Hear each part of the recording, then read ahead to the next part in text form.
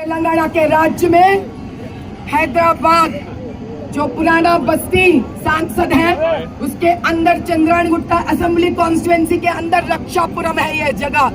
मैं इतना एड्रेस इसीलिए बता रही हूँ ताकि पूरा भारत देश को जानना पड़ेगा यहाँ पे क्या हरकत हो रहा है।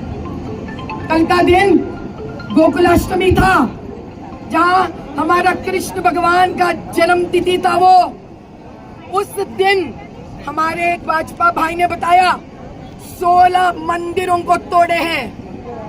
क्या मजाक हो रहा है क्या? यहाँ पर हमारा गणेश चतुर्थी आ रहा है, आधी रात को 10 मीटर दूरी पे पुलिस स्टेशन है, 4 कैमरे लगाए हुए हैं। क्या है इनका हिम्मत? MIM वालों ने गुंडों के साथ आकर हमारा माता रानी दुर्गा का सर उड़ा दिए हैं। आज बता रही हूँ सारे देश को, हिम्मत नहीं होनी चाहिए हमारे मंदिरों के पास आकर हाथ लगाने के लिए।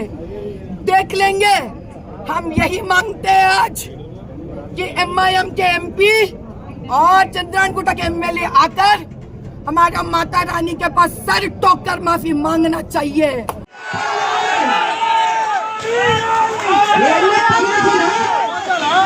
శ్రీకృష్ణ జన్మాష్టమి రోజు హిందుస్థాన్లో అమ్మవారి తలకాయ ఎగిరితే కాంప్రమైజ్ సమస్య లేదు. ఆమరణ నిరాహార దీక్షల భర్త గాని FIR కి బుక్ చేస్తారా? శ్రీరామనవమి రోజు ఒక బాణం వదిలితే FIR. మరి దీనికి ఏం చేయాలి? దీనికి ఇక్కడికి MIM MP MIM MLA చంద్రాయణగుట్టకు రావాలి, ఇక్కడ క్షమాపణ చెప్పుకోవాలి, తల అమ్మవారి ముందు పెట్టాలి, ఇంకొకసారి ఇంకొక దేవాలయం ముట్టుకోమని మనకి వాగ్దానం చెయ్యాలి.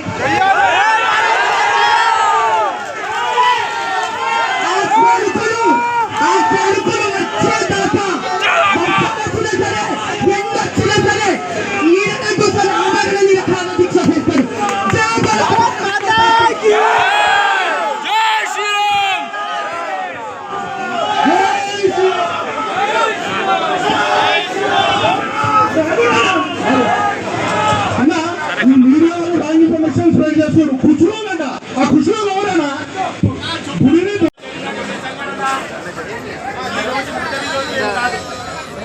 మనకందరికీ తెలుసు కొంచెం కూర్చోండి మీరు.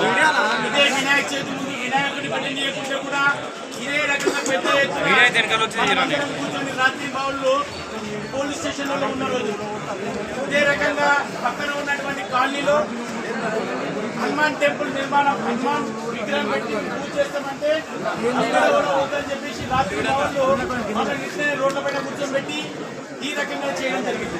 ఈ రకంగా తారేడుగా ఇక్కడ నివసిస్తున్నటువంటి హిందువులందరినీ కూడా భయాందోళనకు గురి చేసి వీళ్ళందరినీ కూడా ఇక్కడ నుండి తరిమేసి ఇక్కడ మొత్తం కబ్జా చేయాలని ఆలోచనతో ఇక్కడ ఉన్నటువంటి వాళ్ళు కావున ఇది ఏ రకంగా ఎదుర్కొందాం, మనం అందరికీ రక్షణ ఉందాం, మనం అందరితో కలిసి పోదాం.